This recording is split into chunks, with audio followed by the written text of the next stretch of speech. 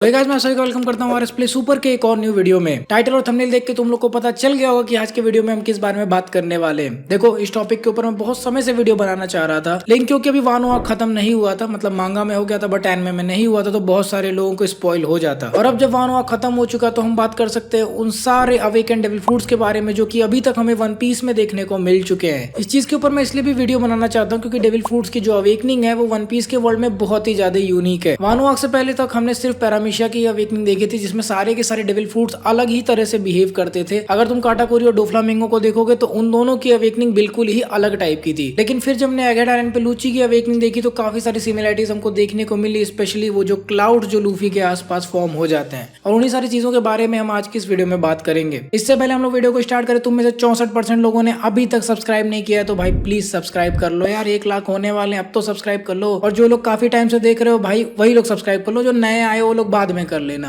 और जो लोग अभी 5 6 7 8 वीडियो से देख रहे हो प्लीज सब्सक्राइब कर लो। पिछली बार बोला था तो तुम लोगों ने, काफी सारे लोगों ने सब्सक्राइब किया, 1500 सब्सक्राइबर्स बढ़े एक दिन में। तो प्लीज यार प्रेस दैट रेड बटन। तो गाइस, बिना टाइम वेस्ट किए लेट्स बिगिन। देखो, वीडियो में तुम अवेकनिंग की बात कर रहे हैं, लेकिन बिग 3 को भूलना बहुत मुश्किल है, और इसीलिए मैंने ये बिग 3 वाला टी शर्ट पहना हुआ है। अगर मैं अपने सारे के सारे एनिमे टी शर्ट्स और हुडीज को मिला लूं तो भी इस टी शर्ट की जो प्रिंट क्वालिटी है ना वो अनबीटेबल है, क्योंकि इसमें जो प्रिंट है वो बहुत ज्यादा नेचुरल लगता है। ऐसा नहीं लगता कि ऊपर से बस छाप दिया गया है। और अगर तुम लोग को भी ये वाला एनिमे टी शर्ट ट्राई करना है then you guys can check out bakawear.com। Bakawear एक इंडियन एनिमे क्लोथिंग ब्रांड है जो कि कई सारे एनिमे टी शर्ट्स और हुडीज बनाता है, और स्पेसिफिकली ये फैशन लाइनअप में ही रहते हैं। इनके टी शर्ट्स की क्वालिटी बहुत ज्यादा अच्छी है और इनके प्रिंट्स बहुत ज्यादा नेचुरल लगते हैं। और स्पेशली अगर तुम वन पीस और जुत्सु काइसन के फैन हो, तुम्हें इनका स्टोर बहुत ज्यादा पसंद आने वाला है। के पास तुम्हें लूफी का red rock, God, Usopp and even white beard का भी टी शर्ट मिल जाएगा। तो वन पीस के टर्म्स में इनका लाइनअप बहुत ही ज्यादा ब्रॉड है। तो अगर तुम लोग को भी ये टी शर्ट्स लेने हैं तो तुम जाके इनकी वेबसाइट को चेकआउट कर सकते हो। इनके पास कैश ऑन डिलीवरी का भी ऑप्शन अवेलेबल है, वो भी सारे के सारे पिन कोड्स में। तो तुम कहीं पर भी रहते हो तुम इन्हें मंगा सकते हो। Do check out bakawear.com। Now let's start the video. तो वीडियो को स्टार्ट करते हैं। और जो सबसे पहला अवेकनिंग हमको देखने को मिला था वन पीस के वर्ल्ड में, वो इनफैक्ट जोआन का ही अवेकनिंग था, जो कि हमको इंपेल डाउन में देखने को मिला था।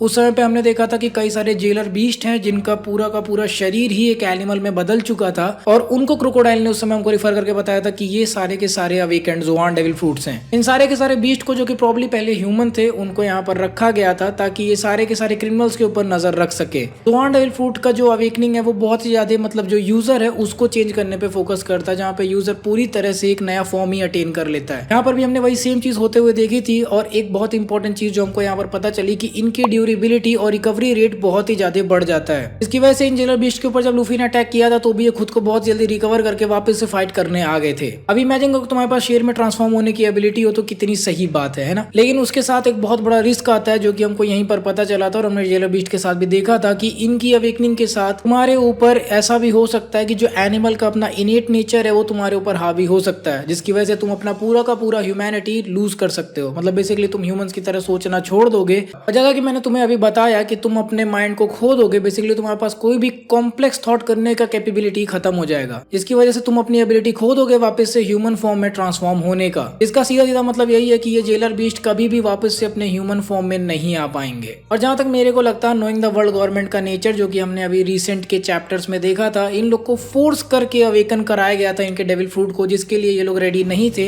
And that is why mostly they lost their mind. उनके कंट्रोल से बाहर हो गया था ये पूरा का पूरा ट्रांसफॉर्मेशन। एक पॉइंट पे ये चीज हमने लूफी के साथ भी देखी थी, जो कि मैं तुम्हें अभी वीडियो के एंड में बताऊंगा। देखो, इस चीज को समझना भी बहुत ईजी है। इमेजिन करो कि तुम ऐसे कैरेक्टर हो जो कि हाओशुकु हाकी की प्रेजेंस को झेल भी नहीं सकते, फिर भी तुम्हारे डेविल फ्रूट को जबरदस्ती तुमसे अवेकन कराया गया है। जो बंदा हाकी तक नहीं झेल सकता यार, वो एक डेविल फ्रूट की अवेकनिंग कहां से झेल पाएगा। एंड इसी से मैं स्पेकुलेट कर पाता हूँ कि हाँ, वर्ल्ड गवर्नमेंट ने फोर्स करके इनके ऊपर एक्सपेरिमेंट करवाया था। फिर इसी के साथ हम आते हैं अपने नेक्स्ट डेविल फ्रूट पे, जो कि हमको देखने को मिला था वन पीस के वर्ल्ड में, और वो था डोफ्लामिंगो का स्ट्रिंग फ्रूट। देखो, मैं रियली बताऊं, जब मुझे पहली बार डोफ्लामिंगो अपनी एबिलिटीज यूज करते हुए दिखा था तो मैं बहुत ज्यादा क्यूरियस था कि आखिर ये बंदा ऐसा क्या कर रहा है कि लोग अपने कंट्रोल से ही बाहर हो जा रहे हैं। और ये बंदा बस उंगलियां ही हिलाता रहता था, जो कि बहुत ही अजीब बात है, और उसी की वजह से हर कोई अपना कंट्रोल खो देता था। तो मैं इसकी एबिलिटीज के बारे में जानने के लिए बहुत ज्यादा एक्साइटेड था। उसके बाद पंखाजाड पे जब ये उड़ते हुए आ रहा था तो उस समय भी ये बहुत ही ज्यादा, मतलब डेंजरस कैरेक्टर लग रहा था। लेकिन आगे चल के जब मुझे इसके ट्रू एबिलिटीज पता चले तो मैं उतना ज्यादा शॉक नहीं हुआ कि हाँ, ये बंदा स्ट्रिंग मैनिपुलेट करता है। और जब इसका डेविल फ्रूट अवेकन हुआ था तो मुझे उतना ज्यादा कुछ खास फर्क पड़ा भी नहीं था। फिर बात करें इसकी अवेकनिंग की, तो इसका बहुत ही नॉर्मल सा अवेकनिंग है, जहाँ पर ये सारे के सारे इन्वायरमेंट को स्ट्रिंग में कन्वर्ट करके उनको अपने लिए यूज कर सकता है। और अवेकनिंग करने के बाद इसके पास भी एक स्पेशल एबिलिटी है जहाँ पर ये सारे के सारे स्ट्रिंग्स को बुशुशुकु आकी से कोट करके लूफी के ऊपर अटैक कर रहा था। देखो डोफ्लामिंगो के डेविल फ्रूट के बारे में बात करूँ तो वो बहुत ही ज़्यादा यूनिक तो है, पर मेरे को कॉम्बैट में उतना ज़्यादा उसका कुछ लगता नहीं है कि वो कर पाएगा। उसका अवेकनिंग भी ज़्यादा चीज़ों को अफेक्ट नहीं करता। जहाँ पे अभी काटाकुरी की बात करें तो तुमने देखा था वो कितने सारे हाथ वगैरह इधर उधर से बना सकता था, लेकिन यहाँ पर डोफ्लामिंगो का बस यही है कि वो और ज़्यादा स्ट्रिंग्स अपने आसपास से इकट्ठा करके और ज़्यादा चीज़ें कर पाएगा, बस उतना ही है उसकी अवेकनिंग में। और ये चीज़ मैं इसलिए बता रहा हूँ क्योंकि इसका अल्टीमेट मूव भी बिल्कुल इसी तरह से है जिसका नाम है गॉड थ्रेड। यहाँ पर ये बहुत सारे इन्वायरमेंट की चीज़ों को 16 अलग अलग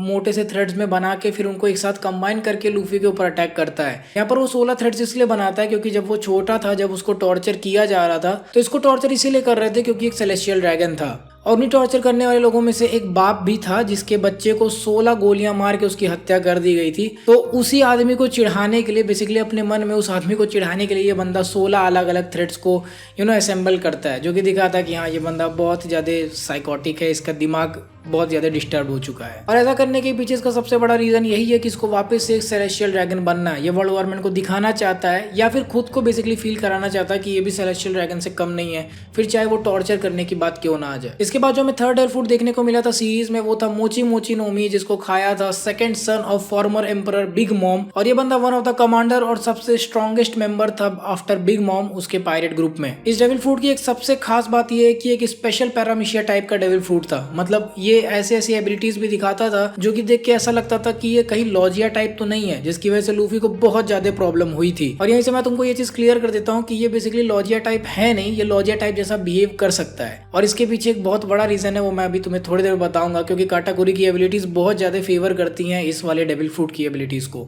ना हर पैरामीशिया डेविल फ्रूट की तरह ये वाला फ्रूट भी अपने यूजर को एबिलिटी देता है कि वो खुद की बॉडी को मोची की तरह मैनिपुलेट कर पाए। और अवेकनिंग के बाद तो वो ऑब्वियसली आसपास की चीजों को मोची में क्रिएट करके उनको मैनिपुलेट भी कर सकता था। लेकिन इस डेविल फ्रूट की सबसे स्पेशल बात ये थी कि डोफ्लामिंगो अपनी पूरी बॉडी को मोची की तरह से भी मैनिपुलेट कर सकता था। बेसिकली मोची की तो एबिलिटीज होती हैं कि तुम उसे डिफॉर्म कर सकते हो और अलग अलग शेप्स में ला सकते हो। मोची अगर तुम लोग को नहीं पता तो एक टाइप का चावल का पेस्ट होता है जिसको जापान में यूज किया जाता है, और इसी स्पेशलिटी की वजह से इसको स्पेशल पैरामीशिया कैटेगरी में रखा गया था। अब इस चीज का सबसे ज्यादा फायदा काटाकुरी को इसलिए होता है क्योंकि काटाकुरी की एबिलिटीज इतनी ज्यादा इनहेंस्ड है कि वो फ्यूचर में कुछ सेकंड्स आगे देख सकता है, क्योंकि अपने एडवांस ऑब्जर्वेशन हाकी से कुछ सेकंड्स आगे देख सकता है, इसीलिए अपने इन्वायरमेंट को मैनिपुलेट करके कोई भी अटैक ब्लॉक कर सकता है, जिसकी वजह से लूफी को बहुत ज्यादा प्रॉब्लम हुई थी। इवन स्नेक मैन फॉर्म में एक्सट्रीम स्पीड के साथ भी वो काटाकुरी के सारे अटैक्स को ब्लॉक नहीं कर पा रहा था। नॉट टू मेंशन उसका आर्ममेंट हाकी भी बहुत ज्यादा स्ट्रॉन्ग था, इसीलिए आसपास के एरिया को जब वो मोची में कन्वर्ट करके लूफी के ऊपर अटैक करता था, फॉर एग्जांपल हमने एलिफेंट गन देखा था, उसने किस तरह से अटैक किया था उसके ऊपर, कई सारे मोची के हाथ उसने हवा में से ही प्रोड्यूस कर दिए थे, जिसकी वजह से लूफी को बहुत ज्यादा प्रॉब्लम हो रही थी वहां पर।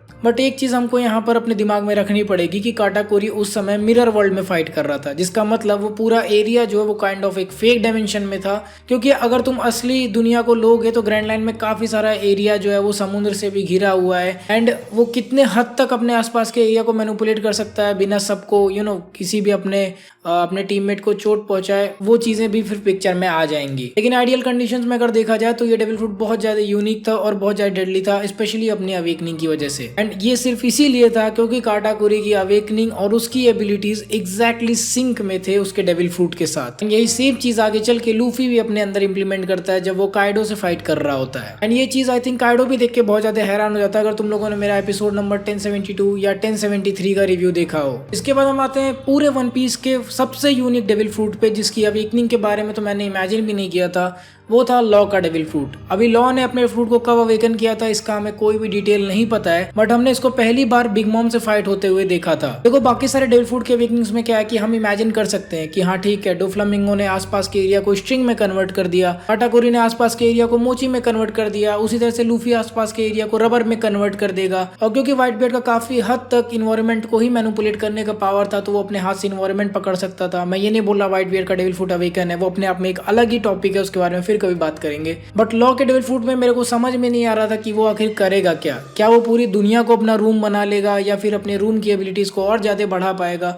तो उस समय जब लॉ की अवेकनिंग की एबिलिटीज बाहर आई तो मैं बहुत ज्यादा कंफ्यूज हो गया था। बट फाइनली मेरे को बाद में समझ में आया, ठीक है, इस तरह से लॉ का डेविल फ्रूट काम करता है। सो लॉ के डेविल फ्रूट के अवेकनिंग में क्या होता है कि जो भी रूम उसने बनाया है, अगर वो किसी ऑब्जेक्ट के ऊपर उसने लगा दिया तो वो रूम उस ऑब्जेक्ट के साथ ही मूव करने लगेगा। बेसिकली डिफॉल्ट कंडीशंस में तुम क्या देखोगे कि लॉ जब भी रूम बनाता है वो एक ही जगह पर बनते हैं, उसी जगह पर वो रहेंगे, फिर वो कितना भी बड़ा बना सकता है डिपेंडिंग अपॉन उसकी स्ट्रेंथ पे, करंट। बट वो जो रूम्स हैं वो उसी एरिया में लाइक स्थित रहेंगे, वहां से हिल नहीं सकते। लेकिन जब उसकी एबिलिटीज अवेकन हो गई तो वो अपने रूम का स्फीयर किसी भी ऑब्जेक्ट के साथ इंटीग्रेट करके उसके साथ मूव कर सकता था। फॉर एग्जाम्पल तुम अगर बिग मॉम को देखोगे तो बिग मॉम जब तक आइलैंड से नीचे गिर के खत्म नहीं होगी तब तक उसका रूम उसके साथ ही था। एंड इसी फैक्टर का यूज करके लॉ ने अपने लिए भी दो बहुत यूनिक एबिलिटीज बनाए, जो कि था के रूम और आर रूम। देखो के रूम में क्या होता है, क्योंकि अब लॉ के पास एबिलिटी आ चुकी है कि वो अपना रूम किसी भी ऑब्जेक्ट के साथ अटैच कर सकता है, तो लॉ सेम यही काम करता है और अपने स्वॉर्ड के साथ उस रूम को अटैच कर देता है। जैसे इसमें अगर मैं रूम लगा दूं,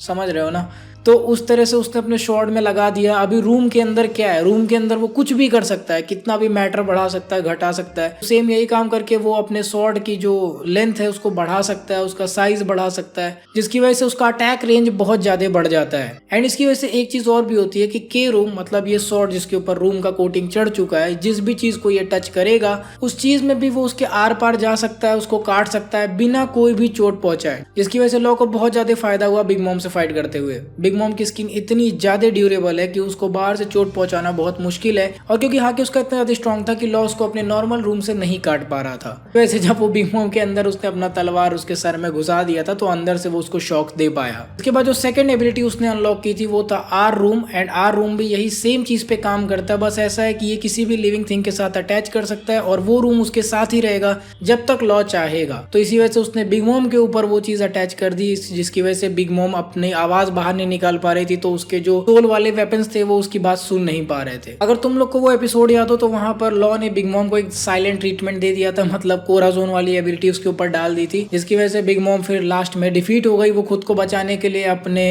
हेरा को आई थिंक कॉल नहीं कर पा रही थी। विच मेक्स मी क्वेश्चन कि क्या शायद कोराजोन का भी डेविल फ्रूट अवेकन था, क्योंकि कोराजोन ने भी लॉ के ऊपर अपना डेविल फ्रूट अप्लाई करके वहां से चला गया था और जब तक वो मर नहीं गया उसका इफेक्ट उसके ऊपर था। होगा यार, कोराजोन बहुत बड़ा कैरेक्टर। लेकिन ये चीज यहीं पर खत्म नहीं होती है, क्योंकि लॉ के अकॉर्डिंग उसने अपना डेविल फ्रूट मास्टर नहीं किया है और उसको खुद भी नहीं पता कि उसका डेविल फ्रूट क्या क्या कर सकता है। तो हो सकता है हमें फ्यूचर में लॉ के और भी एबिलिटीज देखने को मिले, जिसमें सबसे ज्यादा मुझे वो सर्जरी के बारे में जानना है, जिसमें वो किसी को भी इमोर्टल बना सकता है। तो नेक्स्ट अप हमारी लिस्ट में है जिकी जिकी नो मी। मुझे पता तुम लोग सोच रहे हो कौन सा फ्रूट है, तो ये बेसिकली मैग्नेट फ्रूट है जो कि यूस्टस कैप्टन किड ने खाया हुआ है, और इसका नाम जो है वो एनिमे में या मांगा में रिवील नहीं हुआ था, वो ओडा ने SBS नंबर 99 में रिवील किया था। ना तुम लोग को पता है Eustass Captain Kid basically One Piece का मैग्नीटो है, और उसके पास वही सारी एबिलिटीज है जो कि अपने मार्वल कॉमिक्स में मैग्नीटो के पास है। किसी भी मेटल को वो अपने डेविल फ्रूट की एबिलिटीज से कंट्रोल कर सकता है। वो अपने लिए कई सारे रोबोट्स वगैरह भी बना सकता है, आर्मर्स वगैरह बना सकता है, जो कि उसको बिग मॉम से फाइट करने में बहुत ज्यादा हेल्प कर रहे थे। बट उसके डेविल फ्रूट में प्रॉब्लम ये है कि कितना भी ज्यादा स्ट्रांग वो क्यों ना हो जाए, वो बिग मॉम के हाकी और उसकी ड्यूरेबिलिटी को क्रॉस नहीं कर सकता।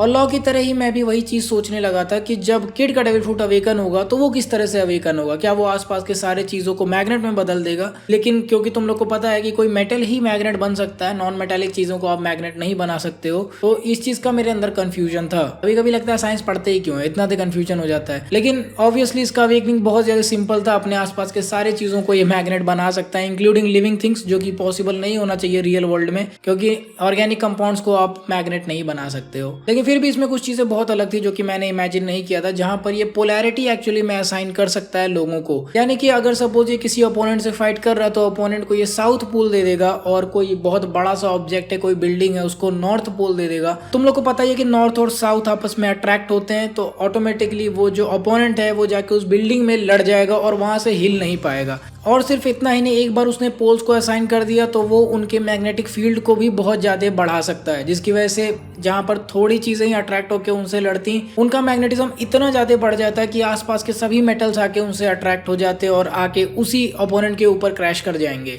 और इसका एक और फायदा होता है कि सपोज अगर मैं जाके बिल्डिंग से चिपक गया ड्यू टू असाइन एबिलिटी यानी कि नॉर्थ और साउथ की वजह से, तो मैं उस बिल्डिंग से बिल्कुल भी खुद को हटा नहीं पाऊंगा। वैसे ये चीज बहुत ज्यादा साइंटिफिक भी है। अगर तुम बहुत ही ज्यादा दो स्ट्रॉन्ग मैग्नेट्स को ले लोगे और उनके नॉर्थ और साउथ पोल को चिपका दोगे तो बेसिकली उनको अलग करना ऑलमोस्ट इम्पॉसिबल हो जाता है। और अपने फाइनल डेविल फ्रूट पर आने से पहले हम उन फ्रूट्स के बारे में बात कर लेते हैं जो कि उतने इंपॉर्टेंट नहीं है या जिनको मैं सोचता हूँ कि शायद अवेकन हो चुके हैं। और इस लिस्ट में सबसे पहली आती है बिग मॉम। देखो बिग मॉम का काम है सोल मैनिपुलेट करना, तो वो खुद के सोल तो मैनिपुलेट कर सकती है, मतलब अपने सोल का फ्रेगमेंट निकाल के अपने वेपन्स वगैरह को देना, वो काम वो कर सकती है।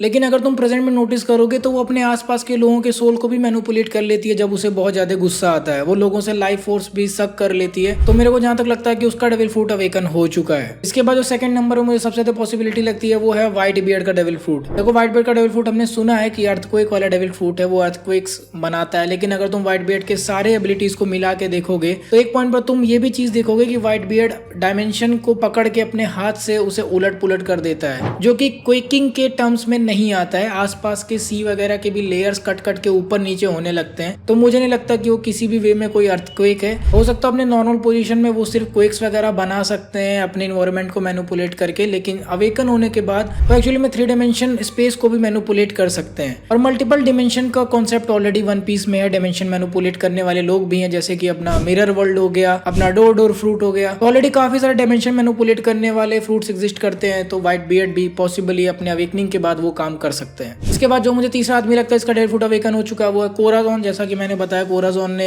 लॉ के ऊपर अपना डेविल फ्रूट अप्लाई कर दिया था और फिर वो डोफ्लामिंगो के हाथों मर गया। जब तक मरा नहीं तब तक उसका फ्रूट उसके साथ ही था, लॉ के साथ ही था उसकी एबिलिटीज। तो इस हिसाब से कोराजोन भी काइंड ऑफ अवेकन हो चुका अगर हम लॉ की एबिलिटीज को देखें तो। फिर तुम लोग यहाँ पर ये भी सोच रहे हो कि इस तरह से तो यार काइडो का भी डेविल फ्रूट अवेकन हो गया होगा। तो जहां तक मेरे को लगता है काइडो के साथ ऐसा कुछ भी नहीं हुआ है। काइडो ने बिल्कुल एनरू की तरह ही कभी कोशिश ही नहीं की अपने डेविल फ्रूट को अवेकन करने की। वो ऑलरेडी इतना ज्यादा ड्यूरेबल और स्ट्रॉन्ग था कि उसका कुछ कोई उखाड़ नहीं पाता था। फिर उसको ये भी लग रहा था कि वो ही जॉय बॉय है, तो उसने कभी अपने डेविल फ्रूट को अवेकन करने की कोशिश की ही नहीं। वरना वो क्या बन जाता ज़ुआन में, मेरे को सोच के भी बहुत ज्यादा इंटरेस्ट आ रहा है कि उसका डेविल फ्रूट अवेकनिंग किस टाइप का होगा। देन उसके बाद पूरे सीरीज का सबसे यूजलेस अवेकनिंग है वो है काकू के साथ, जहाँ पर काकू का भी जिराफ वाला डेविल फ्रूट अब अवेकन हो चुका है। लेकिन बेसिकली उसके अवेकनिंग का मुझे कुछ खास फायदा लगता नहीं है। वो बस अपने गला है उसको और ज्यादा वो लंबा कर सकता है और भी ज्यादा दूर तक अटैक कर सकता है। उसका डेविल फ्रूट तो मुझे पहले भी बहुत चूतिया लग रहा था और अभी भी वो उसी कैटेगरी में आता है अवेकनिंग के बाद। देन नेक्स्ट अपना नेकोनोमी मॉडल लेपर्ड यानी कि अपने लूची का डेविल फ्रूट, जो कि अवेकन होने के बाद बिल्कुल उसके जो क्लाउड्स थे वो लूफी की तरह सिमिलर लग रहे थे,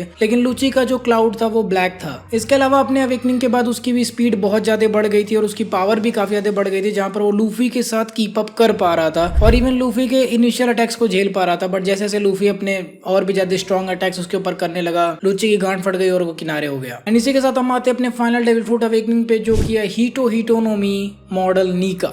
और इसकी अवेकनिंग भी सबसे ज्यादा यूनिक है पूरे वन पीस के वर्ल्ड में, क्योंकि ज़ोआन अवेकनिंग में तुम्हारी ड्यूरेबिलिटी बढ़ती है, स्पीड बढ़ती है, बेसिकली जो भी अपने एनिमल्स की पावर्स होती हैं वो और ज्यादा इनहेंस हो जाती हैं। जलूची का नॉर्मल स्पीड काफी ज्यादा बढ़ गया था, उसके साथ अपना एडेड एक प्लस पॉइंट आता है कि रिकवरी रेट भी बहुत ज्यादा बढ़ जाती है। बट लूफी के साथ थोड़ा सा अलग था, क्योंकि लूफी को इस फ्रूट की सेकेंडरी एबिलिटीज भी मिली थी, जो कि था बॉडी का रबर बन जाना। तो इसके पास पैरामेशिया और ज़ोआन काइंड ऑफ दोनों की एबिलिटीज अवेकन होके आई थी, जिसकी वजह से जिस भी चीज को टच करता था उसको रबर बना देता था। और अगर इसके ऊपर कोई अटैक हो भी जाता है तो ये खुद को बहुत जल्दी रिकवर कर लेता है। और जैसा कि तुम लोग को पूरे इंटरनेट पे फूक फूक के बताया गया होगा कि नीका की एबिलिटीज एक्चुअली में उसकी इमेजिनेशन है, तो हाँ भाई ये काफी हद तक सच है, क्योंकि जिस तरह से काटाकुरी अपनी इमेजिनेशन की हेल्प से अपने आसपास के सारे इन्वायरमेंट को अपने फेवर में कर सकता था, ठीक उसी तरह से लूफी भी अपने सारे इन्वायरमेंट को अपने हिसाब से रबर में कन्वर्ट कर सकता है। और रबर में कन्वर्ट करने से उसको एक और फायदा होता है कि वो उनको और भी ज्यादा काफी हद तक स्ट्रेच कर सकता है और फिर उसी फॉर्म में छोड़ सकता है। इसके अलावा लूफी भी अपनी एबिलिटीज को अपनी हाकी के साथ बहुत अच्छे से कंबाइन करके यूज करता है, जिसकी वजह से काइडो की गांड फट गई थी। अगर तुम नोटिस करोगे तो लूफी अपने हाकी को अपने एनवायरमेंट के साथ भी यूज कर पाता है, जिसकी वजह से उसका अटैकिंग रेंज और पावर थोड़ा बढ़ जाता है। ये चीज हम लोग को ऑलरेडी डोफ्लामिंगो ने बताई थी कि जब वो लूफी को किक कर रहा था तो इवन दो उसका जो बॉडी था वो बुशुशुकु हाकी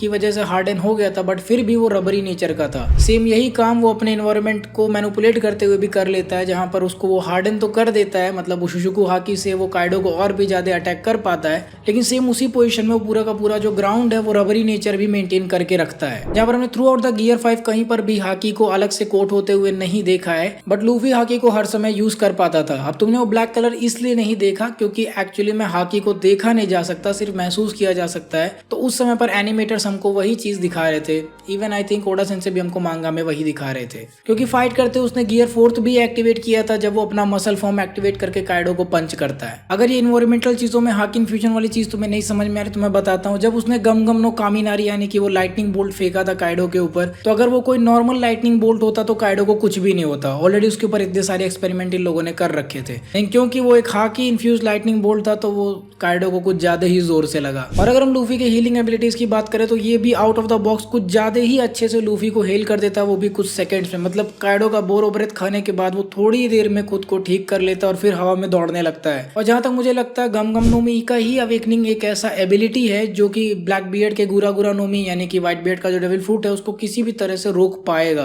क्योंकि और कोई डेविल फ्रूट मुझे नहीं लगता जो कि शॉक वेव्स को इतने अच्छे से रोक पाएगा। सो बेसिकली यहाँ पर ब्लैक बियर्ड के साथ शायद एनेरू मूवमेंट हो जाए, जहाँ पे एनेरू उसको कुछ कर नहीं पा रहा था रबर की वजह से। उसी तरह से आई थिंक ब्लैक बियर्ड इसके ऊपर वो वाले अटैक्स नहीं कर पाएगा, क्योंकि ये वो शॉक को एब्जॉर्ब कर लेगा रबर के होने की वजह से। तो ये सारी तो नॉर्मल चीजें हैं जो कि तुम्हें कहीं और भी सुनने को मिल जाएंगी, बट यहाँ पर मेरा एक और स्पेकुलेशन भी है कि लूफी इतना वियर्ड एक्ट क्यों कर रहा था जब उसका डेविल फ्रूट अवेकन हुआ था। देखो हम लोग को पता है अगर जोआन अवेकन हुआ है और बिल्कुल ही फोर्सफुली अवेक हुआ है, उस केस में ऐसा हो सकता है कि इंसान अपनी सेनिटी खो दे। अभी लूफी के केस में क्या कि लूफी एक बहुत ही स्ट्रॉन्ग इंडिविजुअल है एंड आई थिंक उसके विल को ओवरकम करना इतना भी ज्यादा ही इजी नहीं है, लेकिन फिर भी क्योंकि लूफी रेडी नहीं था और बहुत ही अचानक से उसका डेविल फ्रूट अवेकन हुआ था, इसी वजह से नीका उसके ऊपर कुछ ज्यादा ही इफेक्ट कर रहा था। लूफी कुछ ज्यादा ही उस समय पागलों की तरह एक्ट कर रहा था। It may be because of adrenaline rush, क्योंकि वो अभी जस्ट मर के जिंदा हुआ है, और it may be because Nika devil fruit की इंसेनिटी उसके ऊपर चढ़ रही थी। और नीका डेविल फ्रूट कोई ऐसा वैसा डेविल फ्रूट नहीं है, इसके बारे में ऑलरेडी गोरोसे ने बोल रखा है कि ये डेविल फ्रूट के अंदर अपनी खुद की भी एक इंटेलिजेंस है,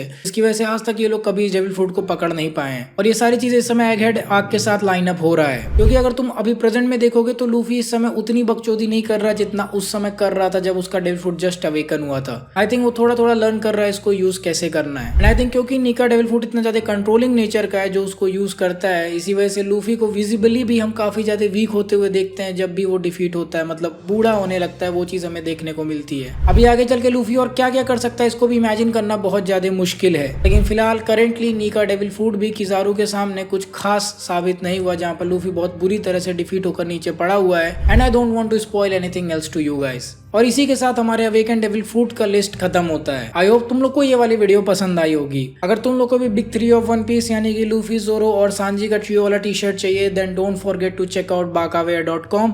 काफी अच्छा प्रिंट है इनका और टी शर्ट की क्वालिटी भी बहुत अच्छी है। लिटरली मतलब तुम्हें फील भी नहीं होगा कि प्रिंट एक्चुअली में टी शर्ट के बाहर है, ऐसा लगेगा कि धागा ही उसी रंग का है। तुम लोग जाके इनको चेकआउट कर सकते हो। वीडियो पसंद आई तो वीडियो को ऑब्वियसली लाइक कर दो, सब्सक्राइब कर लो भाई। 62% लोगों ने अभी भी नहीं सब्सक्राइब किया, कर दो भाई। 92,000 हो गए हैं, 1 लाख होने वाला है, प्लीज जल्दी से करा दो यार। मैं तुम लोगों से मिलूंगा अगले वीडियो में, तब तक के लिए इंस्टाग्राम और डिस्कॉर्ड को देख लो and until the next video, play on.